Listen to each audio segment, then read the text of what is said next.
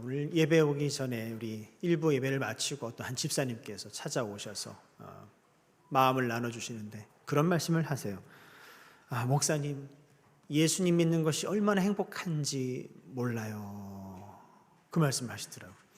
예배에 나오는 그 걸음이 얼마나 기쁘고 설레고 기대가 되는지 모른다. 그런 말씀을 하세요. 꼭 저와 말씀이, 그 마음이 똑같으시더라고요. 여러분 마음도 그러신가요? 예, 그래요. 우리 예수님 알게 된 거, 예수님 믿게 된 것이 우리 인생의 가장 큰 복인 줄 믿습니다. 다른 복이 필요가 없어요. 예수 안에서 우리 많은 복을 누리고 있는 줄 믿습니다. 여러분 정리정돈 전문가죠. 우리 정희숙 대표라고 여러분 혹시 아십니까?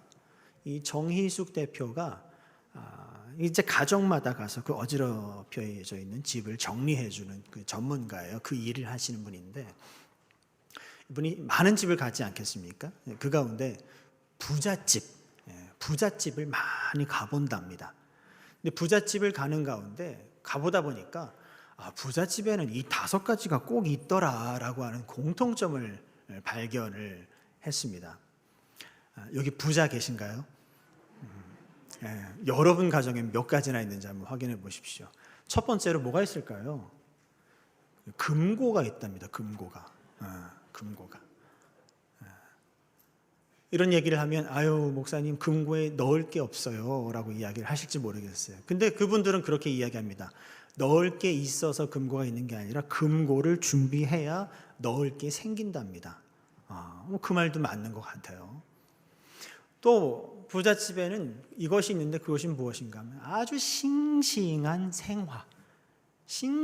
생화가 화병에 담겨서 테이블 위에, 이렇게 식탁 위에 곳곳에 놓여 있더랍니다.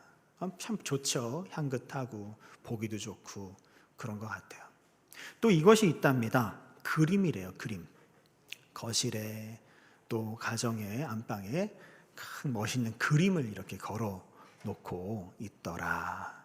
그리고 네 번째로는 장식품들인데 그냥 장식이 아니라 돈 들어오라고 그런지 모르겠습니다만 부엉이, 말, 거북이 이런 걸 도자기로 만든 거 있잖아요. 그런 장식품들이 곳곳에 있더랍니다. 마지막으로는 책이 그렇게 많더래요. 특별히 책도 그냥 책이 아니라 재테크 책, 자기계발서 책, 요리책이 그렇게 많고 여행책이 그렇게 많더라. 근데 뭘 그렇게 적으세요? 막 열심히 적으시는데.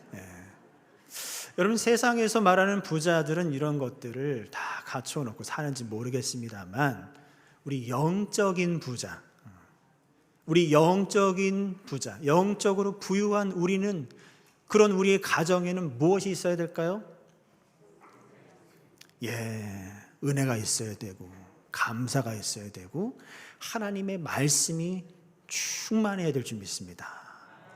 그래요. 우리 하나님의 말씀으로 우리가 부유함을 우리가 얻게 되는 거예요. 이 정희숙 씨가 이어서 그런 이야기를 합니다. 자기가 2,000가구가 넘는 고객집을 이렇게 가보는데 집안 정리 상태를 보면 그 집안의 분위기를 딱 알겠대요. 이 집은 이런 집이겠구나. 예를 들어서 가서 이제 안방을 정리하려고 옷장을 이렇게 탁 열면 옷들이 쭉 걸려 있지 않습니까? 그 옷장에 걸려 있는 옷만 봐도 이 집안에서는 누가 파워가 있겠구나라고 하는 것을 알게 된대요. 누구의 옷이 많은가가 그걸 이야기해 주는 거죠. 저도 집에 안방을 다 열어봤습니다. 어제. 누구 옷이 많을까요? 이건 또 큰일 날 수 있기 때문에 50대 50이더라고요. 여러분 집에 가셔서 여러분 옷장 한번 열어보세요. 누구 옷이 많은가. 그리고 집안 곳곳을 이렇게 정리를 하고 공간을 이렇게 정리하는데 그 어머니들이 따라다니면서 그런 얘기들을 한대요. 대표님 제 공간은 없어도 돼요. 우리 아이들 공간만 있으면 돼요. 이렇게 이야기를 하더랍니다. 엄마들이. 잘못된 생각이라는 거죠. 행복한 가정은 가만히 보니까 가족들이 아무리 작은 집이라 할지라도 좁은 집이라 할지라도 가족들이 공유하는 것이 많은 가정이 행복한 가정이더래요. 집이 넓고 좁고의 그런 차이가 아닙니다. 가족 구성원들이 많은 것을 함께 공유할 수 있는 공간이 많은 가정이 행복하더랍니다. 저는 신앙생활도 크게 다르지 않다고 생각합니다. 하나님과 우리가 공유할 것이 많은, 하나님과 우리가 함께 공유할 것이 많은 그 성도가 행복한 성도가 아닐까 그 생각을 합니다. 우리 가정이나 우리 교회나 우리 곳곳에 이런 공간과 방들이 있지만 여러분 마음에도 공간이 있습니다. 여러분 마음에도 이 마음이라고 하는 옷장이 있다는 겁니다. 한번 열어보세요. 한번 열어보세요. 한번 둘러보십시오. 하나님과 내가 지금 함께하고 있는 것이 지금 많이 있는지, 아니면 내 자아로 지금 꽉 차 있는지, 세상적인 것들로 지금 꽉 들어차 있지는 않은지, 내 마음의 그 파워, 그 주인의식이 지금 나에게 있는지 하나님께 있는지 여러분 한번 돌아보시길 바랍니다. 여러분의 그 마음, 여러분의 그 마음이라고 하는 그 공간을, 그 방을 하나님의 말씀으로 여러분 충만하게 채울 수 있기를 주님의 이름으로 축복합니다. 그런데 우리는 그 말씀을 많이 잃어버렸다는 것이 문제이죠. 그 말씀을 우리는 다시 찾아야 되겠는데, 오늘 우리가 함께 읽은 본문 이 말씀은 잃어버렸던 그 말씀을 다시 찾았을 뿐만 아니라 그 찾은 말씀을 가지고 그 유대 민족을 다시 힘있게 일으켜 세운 그 부흥의 역사를 경험했던 요시야라고 하는 그 왕의 이야기입니다. 오늘 말씀을 다 읽지는 않았습니다만 말씀 속의 상황을 한번 들어가 보면요, 지금 뭐 난리도 아닙니다. 앞서 히스기야가 어렵게 헐어버린 그 바알 산당들을 지금 그의 아들인 므낫세가 다시 다 주워다가 다시 일으켜 세워 놓았어요. 바알 제사장들을 다시 세워 놓았고요, 하늘의 별과 달을 보면서 점을 치는 무당들을 다시 세워 놓았고요, 이것을 가만히 보고 자란 그 아들 아몬이 또 아버지보다 더 심한 악행을 하면서 지금 그렇게 우상 숭배를 하고 있어요. 영적으로 타락해도 이렇게까지 타락하지는 않았는데 완전히 지금 바닥을 지금 치고 있습니다. 사회 문화적으로는 음란하고 더러운 세상의 문화가 지금 곳곳에 자리하고 있는 완전히 형편없는 그런 상황이 되었다라고 하는 것이죠. 완전한 타락한 시대가 되어 버렸어요. 이때 요시야라고 하는 한 왕이 이제 등장을 하게 되어지는데, 이 요시야라고 하는 왕은 어디 다른 데서 온 것이 아니에요. 바로 그 므낫세의 손자, 그 아몬의 아들이 되겠습니다. 오늘 말씀 가운데 2절 말씀, 22장 2절 말씀 같이 한번 읽어보실까요? 시작. 요시야가 여호와 보시기에 정직히 행하여 그의 조상 다윗의 모든 길로 행하고 좌우로 치우치지 아니하였더라라고 기록하고 있습니다. 지금 요시야 왕이 어떤 왕이었다고요? 하나님 앞에서 의로운 왕이었고 그 조상 다윗의 길을 따라갔던 의로운, 하나님께 인정받는 그런 왕이었다라고 우리에게 소개를 하고 있습니다. 여러분, 이게 이해가 되십니까? 사람이 환경이 지배를 받는 동물인데 그 할아버지 므낫세가 이렇게 형편없게 살았는데, 그 당장의 아버지가 이렇게 형편없이 살았는데, 그 할아버지, 그 아버지의 행태를 보면서 자랐던 이 아들이, 이 손주가 하나님 보시기에 의로웠다, 다윗의 길을 따랐다. 여러분, 어떻게 이런 일이 가능할 수가 있었을까요? 그것은 바로 다름 아닌 이 요시야 곁에는 신실한 하나님의 일꾼들, 좋은 사람들이 곁에 많이 있었다라고 하는 것입니다. 여러분도 누군가에게 그런 사람이 되어 주셔야겠습니다. 좋은 영향력, 선한 영향력을 여러분 끼칠 수 있는 그런 사람들 되시기 바랍니다. 바로 그런 가운데 자라났던 이 요시야가 그 많은 주변에 있는 멘토들에게 선한 영향력을 받고 좋은 영향을 받고 어디까지 가는가 하면은 성전을 보수할 생각까지 하게 되어지고 종교 개혁을 이루게 되기까지 하는 것을 말씀을 통해서 볼 수가 있습니다. 그런데 이게 성전을 보수하고 종교를 개혁하는, 영성을 다시 회복하는 이런 분위기 가운데 사건이 하나가 발생하는데 그 사건이 무엇인가 하면 잃어버렸던, 아무도 찾지 않았던, 사라진 줄만 알았던 그 율법책을 발견하게 된 사건이 있었다는 것입니다. 오늘 말씀 가운데 8절 말씀 우리가 함께 읽었죠. 다시 한번 읽어보도록 하겠습니다. 시작. 대제사장 힐기야가 서기관 사반에게 이르되 내가 여호와의 성전에서 율법책을 발견하였노라 하고 힐기야가 그 책을 사반에게 주니 사반이 읽으니라. 여러분, 대제사장 힐기야가 등장하는데 이 힐기야가 성전을 정리하고 보수하는 가운데 뭘 발견했다고요? 율법책 하나를 발견했다라고 기록을 하고 있습니다.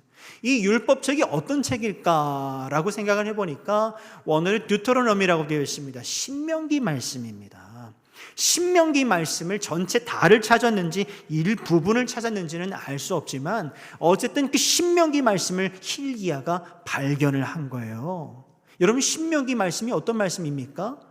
모세 오경 가운데 하나로서 하나님께서 이스라엘 백성들에게 너희는 나와 이런 계약을 좀 맺자, 이런 약속 안에서 우리 같이 한번 살아가자 라고 하나님께서 주셨던 언약입니다. 근데 이 신명기 말씀을 찾았다라고 한다는 얘기는 뭘 이야기하는 걸까요?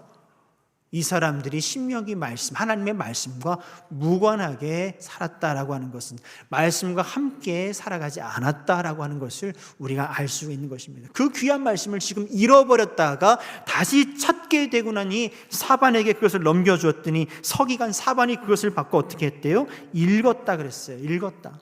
근데 이 원어의 느낌을 좀 살리면 사반이 너무나 깜짝 놀라 큰 소리로 낭독을 했다라고 하는 의미에 가깝습니다.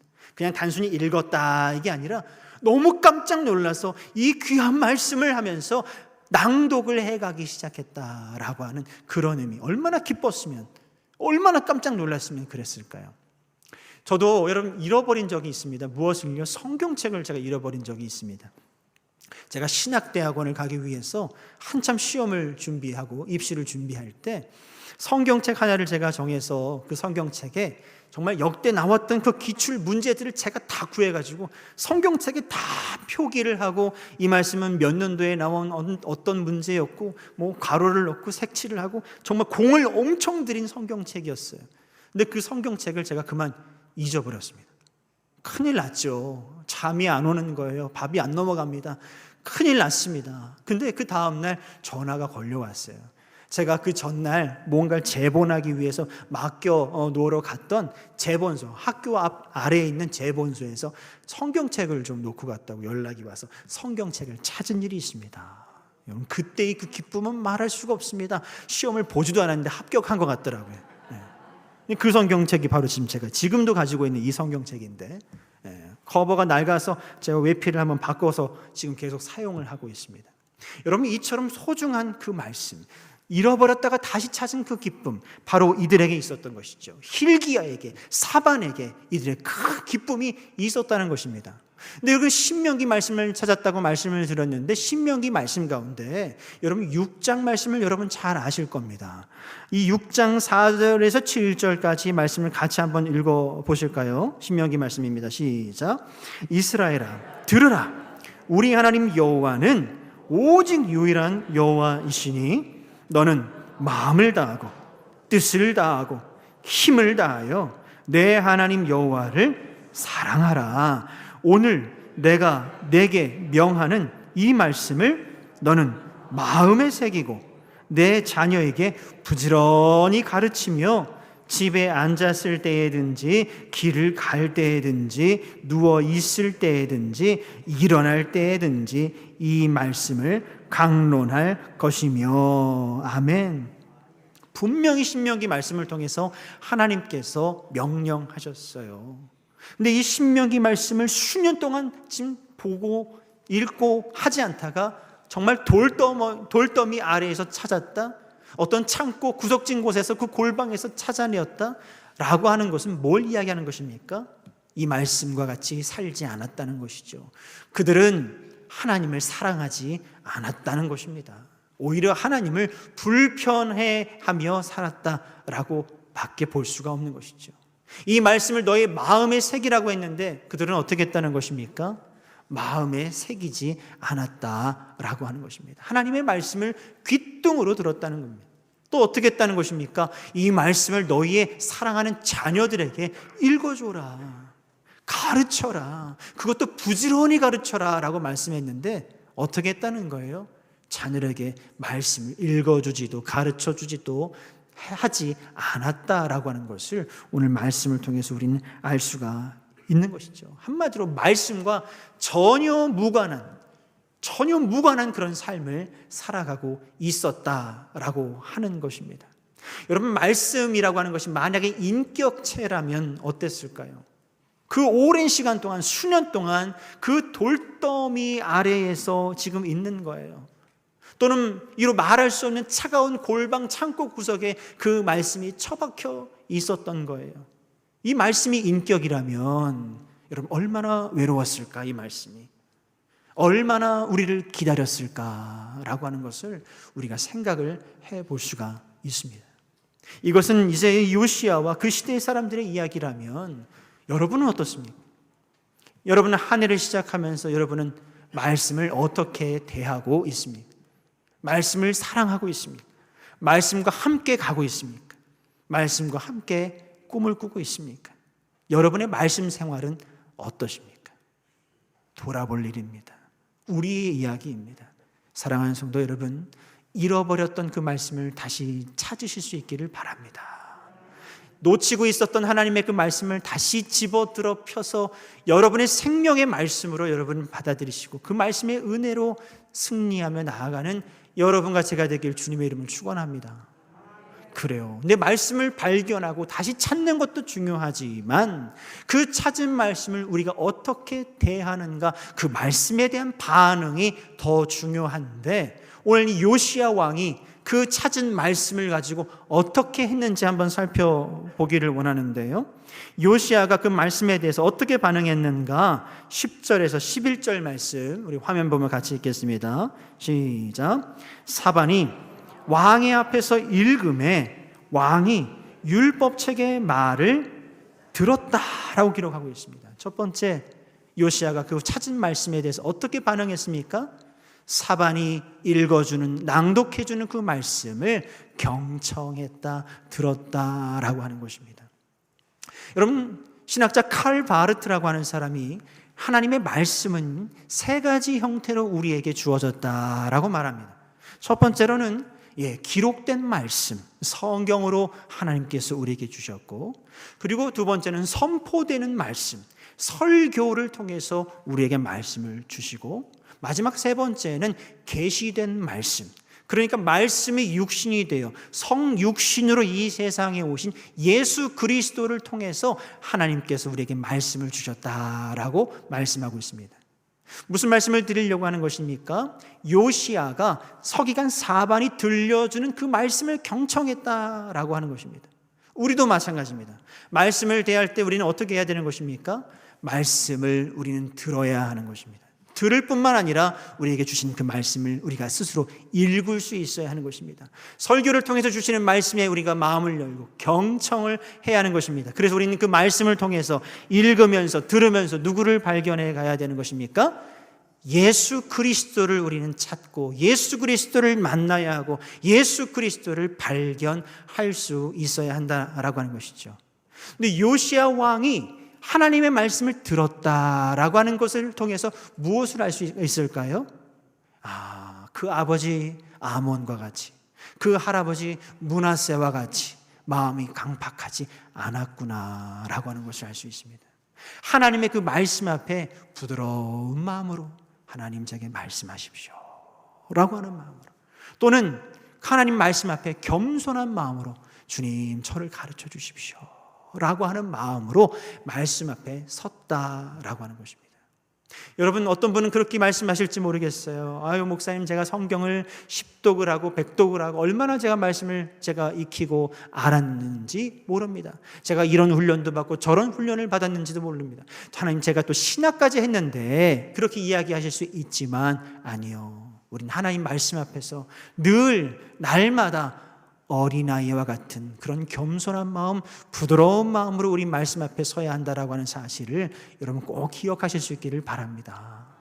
말씀을 들었을 뿐만 아니라 읽었을 뿐만 아니라 그 말씀이 그 안에 들어와 요시 안에 어떤 일이 일어났을까요? 11절 말씀 같이 한번 보실까요? 11절입니다. 시작. 왕이 율법책의 말을 듣자 곧 그의 옷을 찢으니라 라고 되어 있습니다.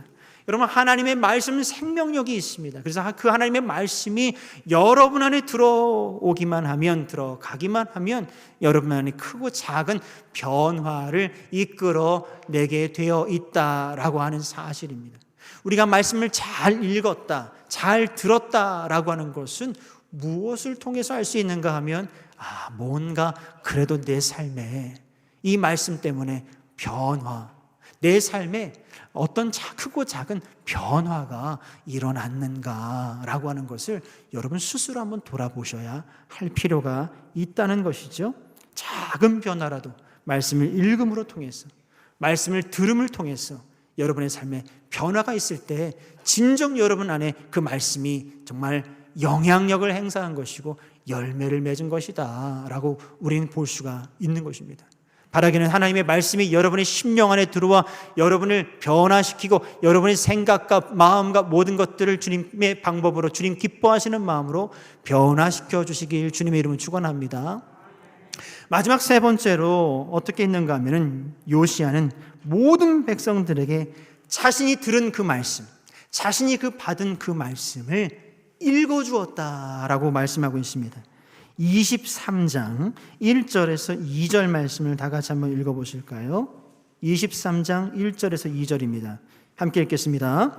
왕이 보내 유다와 예루살렘의 모든 장로를 자기에게로 모으고 이에 왕이 여호와의 성전에 올라가매 유다 모든 사람과 예루살렘 주민과 제사장들과 선지자들과 모든 백성이 노소를 막론하고 다 왕과 함께 한지라.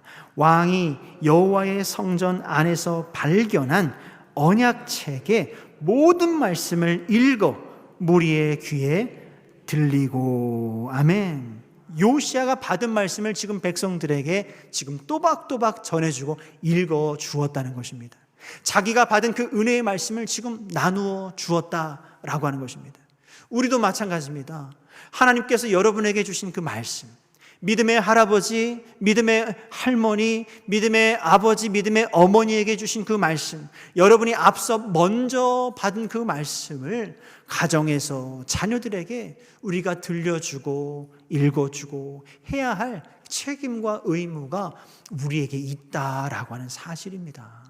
여러분, 이 한 해를 시작하면서 다시금 내가 그래도 믿는 할아버지, 믿는 할머니, 믿음의 아버지, 믿음의 어머니로서 올 한해 우리 가정에 말씀의 이 기둥을 다시 한번 세워보리라 라고 하는 그런 다짐을 한번 세워보실 수 있는 여러분과 제가 되기를 주님의 이름으로 축원합니다.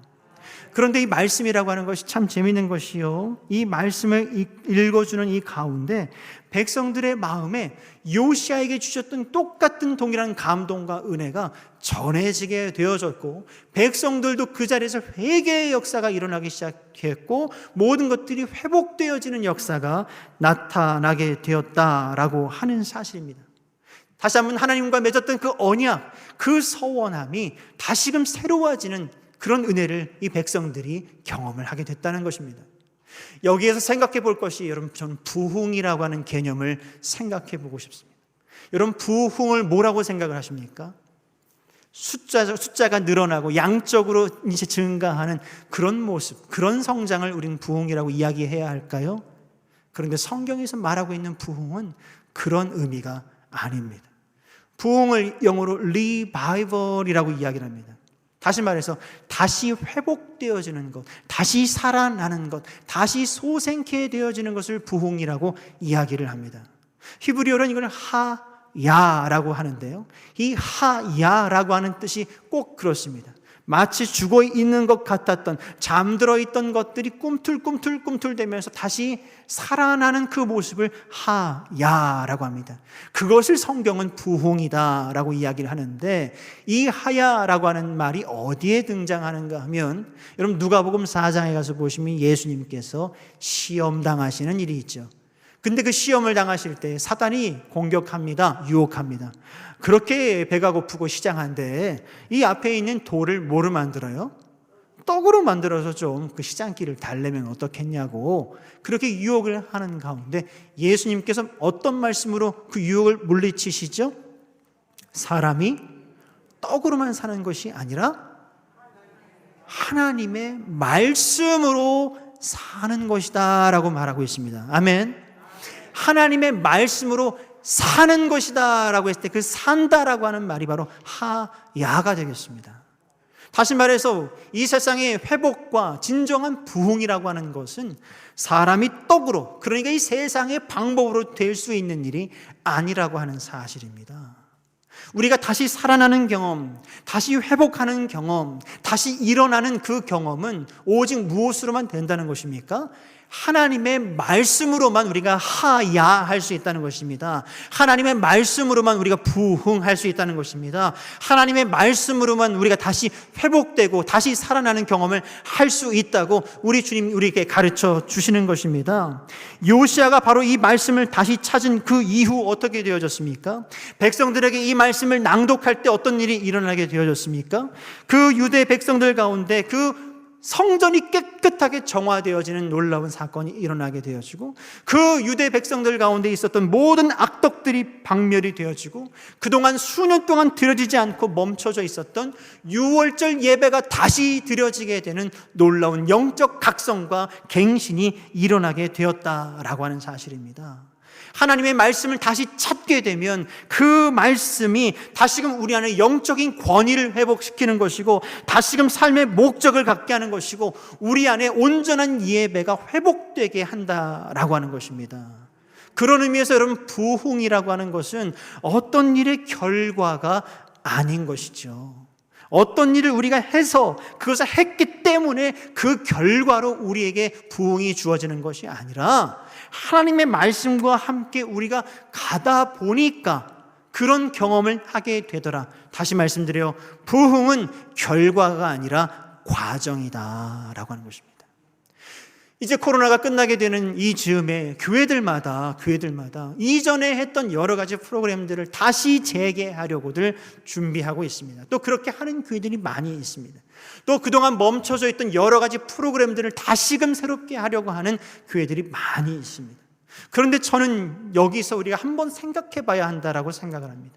이전에 했던 그 모든 화려하고 풍성했던 사역들과 프로그램들이 다시금 그냥 재개가 되는 것이 과연 부흥일까? 정말 그것이 진정한 부흥의 의미일까? 아니라고 하는 것이죠. 진정한 부흥이라고 하는 것은 우리가 하나님의 말씀 앞으로 돌아갈 때 거기에서 시작이 되는 것이다. 하나님의 말씀이 여러분 안에 들어올 때 그 안에서 새로운 경험, 새로운 살아나는 그 경험을 우리가 하게 되는 것이다 라고 하는 것입니다. 세상적인 방법으로 될 수 있는 것이 아니라고 하는 사실이죠. 그래서 여러분들에게 성경 읽기표도 동기부여를 하기 위해서 나눠드린 것이고 다시금 올 한 해 회복하는 한 해가 되면 좋겠는데 우리가 프로그램으로 여러 가지 행사로 되는 것이 아니라 말씀으로만 되는 것입니다. 여러분 말씀으로 다시 일어섭시다. 말씀 앞으로 가까이 가십시다. 말씀이 여러분을 붙들게 하십시오. 말씀 안에서 하나님하고 해결 보십시오 라고 하는 의미로 말씀을 지금 드리고 있는 것입니다. 사랑하는 성도 여러분, 부흥은 말씀 안에서 시작이 되는 것이다. 말씀이신 예수 그리스도께서 여러분의 삶에 들어오시고 여러분의 그 메마른 심령에 들어오셔서 여러분의 그 심령을 뒤집어 놓을 때 거기에서 부흥은 시작되는 것이고 거기에서 다시 소생케 되는 것이고 거기에서 영적인 각성과 회복이 시작되는 것이다 라고 하는 것을 여러분 꼭 놓치지 않으셨으면 좋겠습니다. 하나님의 말씀은 능력이 있습니다. 하나님의 말씀은 불입니다. 그래서 여러분 안에 들어와 여러분을 힘있게 하고 여러분의 그 마음 가운데 그 바짝 마른 막대기와 같은 여러분의 심령에 그 마른 지푸라기 같은 그런 심령에 불을 일으킨다라고 하는 것을 여러분 꼭 기억하시길 바랍니다. 그 말씀 앞으로 어떻게 해서든지 더 가까이 나아가기 위해서 그 말씀 앞으로 나아가는 여러분과 제가 되기를 간절히 바랍니다. 그런데 중요한 것은 도대체 우리가 살아가고 있는 이 세상에 많은 크리스천들, 많은 사람들이 그 말씀의 능력을 잃어버린 채 살고 있다는 것이 문제입니다. 아니, 잃어버린 줄도 모르고 살아가고 있다. 그저 분주하고 바쁘게 그렇게 살아가고 있는 것이 문제라면 문제인 것입니다. 그렇다면 우리가 어떻게 하면 이 말씀의 능력을 회복할 수 있을까? 어떻게 우리가 말씀을 대해야 할까요? 어떻게 말씀을 우리가 읽어야 할까요? 첫 번째, 하나님의 말씀은 영적인 것이다 라고 하는 것입니다. 영적인 것이에요. 하나님의 말씀은. 하나님의 말씀은 과학책이 아닙니다. 사회책이 아니에요. 윤리책이 아니에요.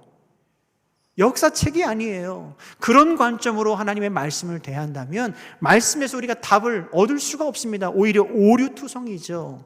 하나님의 말씀은 그런 책이 아니라 영적인 책이다.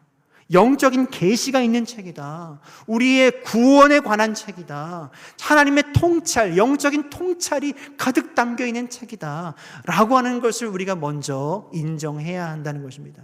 영적이다 라고 하는 이야기는 다시 말해서 기도 없이는 읽을 수가 없는 책이다. 하나님의 말씀을 대할 때 기도하셔야 돼요. 하나님 행간에 이 말씀에 이 장과 장 사이에 하나님 저를 위해 무슨 말씀을 숨겨두셨습니까? 주님 제게 들려주십시오. 가르쳐 주십시오. 보게 해주십시오. 여러분 깨달음이 있는 여러분의 성경 읽음이 되기를 주님의 이름으로 축원합니다. 또 말씀은 우리가 인격적으로 읽어야 한다는 사실이에요. 여러분 말씀은 살아있는 인격입니다. 살아있는 인격이에요. 내가 일방적으로 막 10장, 20장 막 읽어나간다고 해서 중요한 것이 아니라 말씀을 읽어가는 가운데 말씀과 내가 만남이 있어야 된다는 거예요. 대화가 있어야 된다는 거예요. 정말 좋은 예로 누가복음 24장 말씀에 엠마오로 가는 두 제자의 이야기를 여러분 너무나 잘 아실 겁니다. 엠마오로 가는 두 제자에게 부활하신 예수님께서 어느 날 찾아오셔서 그들과 함께 동행을 해주시는데 성경 말씀을 풀어주시는 일을 합니다. 그리고 난 이후에 그 부활하신 예수님은 어느 순간 사라지시고 그 둘만 남았는데 그 두 친구가 하는 대화가 어때요? 야, 아까 오는 그 길에 그분이 우리에게 그 말씀을 풀어주실 때 우리의 말씀이 어땠다고요? 뜨겁지 않더냐. 우리의 말씀이 뜨겁지 않더냐. 여러분 살아계신 주님을 말씀 속에서 만나시길 바랍니다. 경험하시길 바랍니다. 그분은 끊임없이 여러분에게 말씀을 하세요. 대화를 걸어오세요. 우리가 그 대화를 여러분 거절하는 것은 아닌지, 우리가 듣지 못하는 것은 아닌지 여러분 자신을 찬찬히 돌아보며 한 장 한 장 한 절 한 절 읽어가면서 여러분에게 말을 걸어오시는 그 주님의 음성을 듣는 복된 여러분 되시길 주님의 이름으로 축원합니다. 마지막 세 번째는 우리가 이런 이야기를 한참 하는 것이 의미가 없어요. 뭐 하지 않으면요? 진짜 읽지 않으면.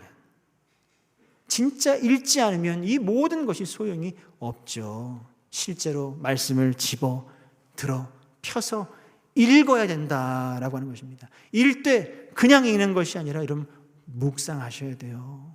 말씀 한 절이라도 계속 되뇌이면서 묵상하셔야 돼요. 그리고 더 좋은 것은 암송하시는 거예요. 암송하시는 거. 제가 어떤 분의 은퇴식을 제가 경험한 일이 있는데 이전에 있던 교회 안수 집사님이 은퇴하신다고 해서 그 은퇴식에 많은 사람들이 이렇게 자리를 했습니다.